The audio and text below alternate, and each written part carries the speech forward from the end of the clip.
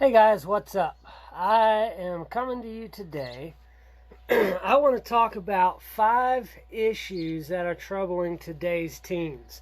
Now, where this all comes out of. For quite a few years, my wife and I have been really involved in working with teens and kids in our church through different various church programs and in the local community. And so, kids are something that I love. Well, not a thing, but I love kids. I love spending time with them, getting to know them, helping them to understand themselves, and I love seeing a light bulb go on in a kid's mind when they finally grasp something and they come to an understanding. So often they see an injustice, or they're like, why does that happen? That shouldn't be happening. And to talk them through something like that and to see that light bulb go on I love that. That's awesome. But today I'm talking about 5 things that are troubling today's teens. Now I'm going to tell you the 5 things that I'm going to talk about. Then I'll go back and talk about each one individually. The first one is pressure to perform. Number 2 is media overload. Number 3 is mixed messages. Need a drink here. Number 4, automation. And you'll understand what I'm talking about when I get there. Number 5, the 5th one, is the biggest one, I think, and that is a lack of positive role models. So the biggest issue, or the number one thing, to perform. Now that can come from any number of different directions. Okay, you've got your peer pressure to be and act like all of your friends, to do the things that other people are doing. You've got pressure from your parents to conform to what can sometimes, as a teenager, can feel like, ever changing and just random standards. Sometimes they're hard to understand why your parents want you to do the things that they're asking of you. And then you also get pressure from your teachers, to perform, to keep your grades up in school on subjects that are hard for you. And it's hard to grasp in a manner that best fits how you learn, your learning style. And we're not even going to talk about the psychological damage that schools cause today on teens just because of... Imagine a herd of cows, jammed into a tiny space, and they're all fighting for the same grass. Or for a kid, they need the attention. They need something personalized for them. And I said I wasn't going to talk about schooling, so I'm going to stop there. The second issue that teens face that I have is media overload. Now, we live in an information-rich society. Older generations in school, I was always told that... learn your math facts because you're not always going to have a calculator. Well, hello, I've got a tablet here. I'm recording and my phone is resting against my laptop. That's at least 3 calculators. Say, okay, Google, and ask a question. I'm hoping it doesn't pop up now. But I can just ask it, what's 3 billion times 400 million? And I can get an answer in seconds. I can get an answer to almost anything I want to learn in no time at all. Like just like that, I can have an answer. We're in an information-rich society. The downside to that is that there is hundreds of different types of media at your fingertips. You've got YouTube, Instagram, Snapchat, Facebook. We're sitting here on Facebook right now, right? TikTok, Amazon Prime, Netflix. The list can go on and on. I can't even imagine. I don't know all the things that the kids are on these days. I can't keep up. But it's a constant war for attention for kids' minds. So many fast-moving pictures and Snapchat streaks, whatever that is. I've heard of it, but I'm not on Snapchat, so I don't know what that is. But all the kids talk about it, so I know it consumes their mind. We haven't even started talking about games yet. You've got Xbox whatever and PS, I don't even know what number the PlayStations are up to now.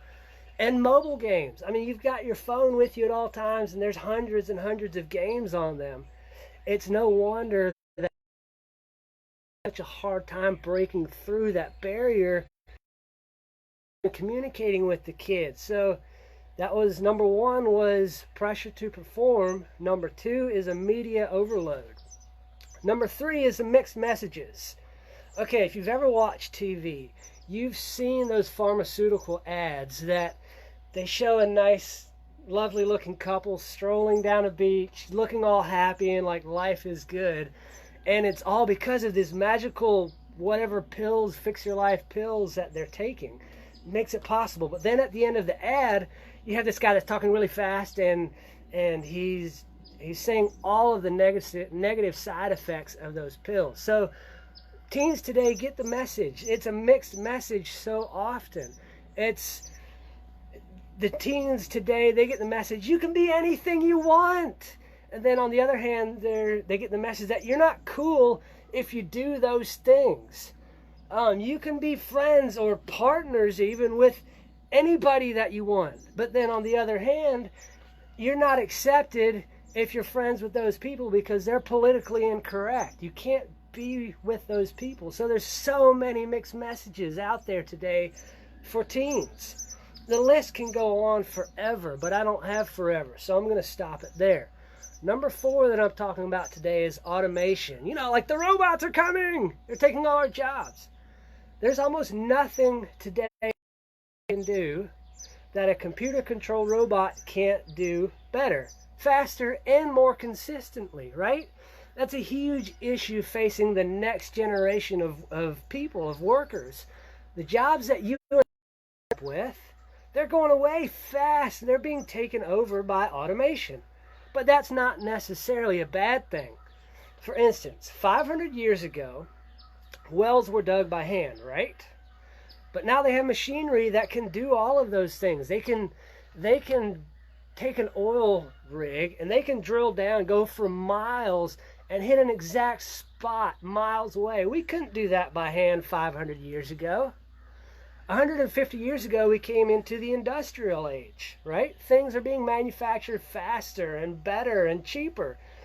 And it increases the lifestyle of almost everybody, bringing more goods and tools to more people to get more stuff done, be more productive, right?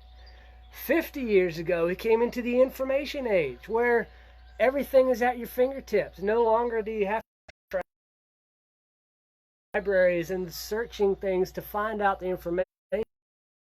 Say, hey Google, what is this? And you can have anything you want just like that. But the point I'm bringing out is that no matter what the change was, across the board, people weathered it. The jobs changed. Yeah, for a time, certain jobs went away and it got harder. But as we adapted, it's the people who saw the change coming and adapted, and they thrive. Now, everybody over time can adapt to the change, but as we come through and into the automation age, as I call it, it'll be those who can adapt and change that are going to lead the way into the future. Number five, we have a lack of positive role models. Okay, so if I say George Clooney, Angelina Jolie, 50 Cent, Shakira, Carrie Underwood, LeBron James, the list can go on and on and on. These people are celebrities, and as such, they're often looked up to as role models, right? Like, we got to be like these people. We have to emulate them. But the problem is that their lifestyle, the things they do, are often more negative than positive. It's parties and fancy cars and big mansions and bigger boats and lots of money and shine. But those things aren't necessarily, they're not inherently bad, just should never be held up as the key to happiness. The goal is not having the things. Proverbs 27 verse 20 says the eyes of man are never satisfied. So when you set up a goal, or when you set up as a goal having the things, the big house and the fancy cars, you're never going to be satisfied with a bigger house. There's always a newer, fancier car, and there's always more money to be had. So that is not the source of your happiness. First, you have to be the person you need to be and do the things you need to do in order to have the type of things that the person who has been and done those things will have. I hope that makes sense. So I said that we're not going to just talk about problems. We want to talk about solutions. We want to be solution focused.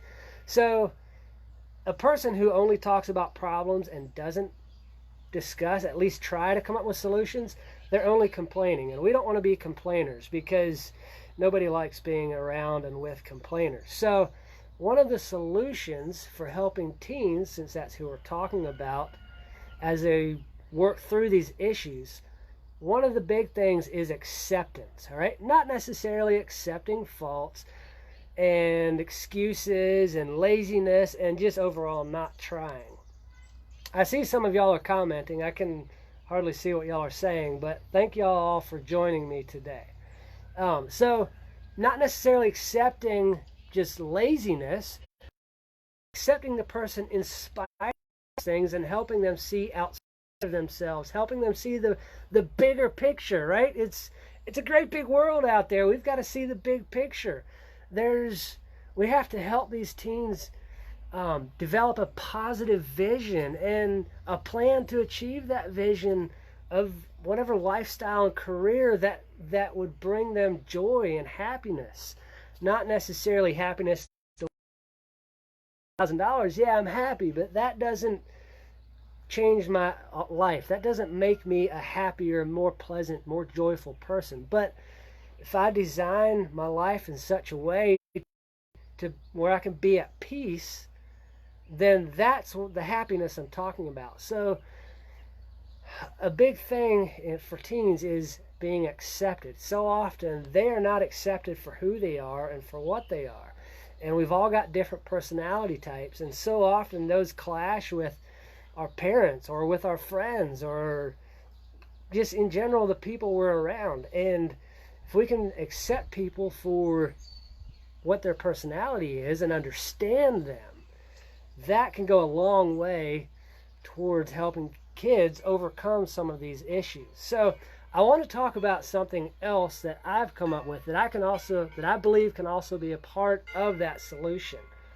So I'm developing a program to help teens, especially those coming out of high school, to build a positive vision of the future and develop a plan to achieve that vision, okay? So if y'all want to know more about that, Wednesday night, that's Wednesday 7th, and at 7 o'clock p.m., I'm going to do this through Zoom, not on Facebook. So if you're interested, you can comment interested below. I'll send you the Zoom link in a direct message. But join me then, and we're going to talk about more solutions and come with your questions. I want to talk about it. I love helping people. I love helping kids, especially as they transition into the next stage of life. That's my goal, is for that to be my full-time career. It's not there yet. I'm just at the beginning stages of that. So I hope you'll join me then. That's Wednesday, the 27th at 7 o'clock p.m. Interested below, and I will direct message you the link to where you can join me. I will see you Wednesday night.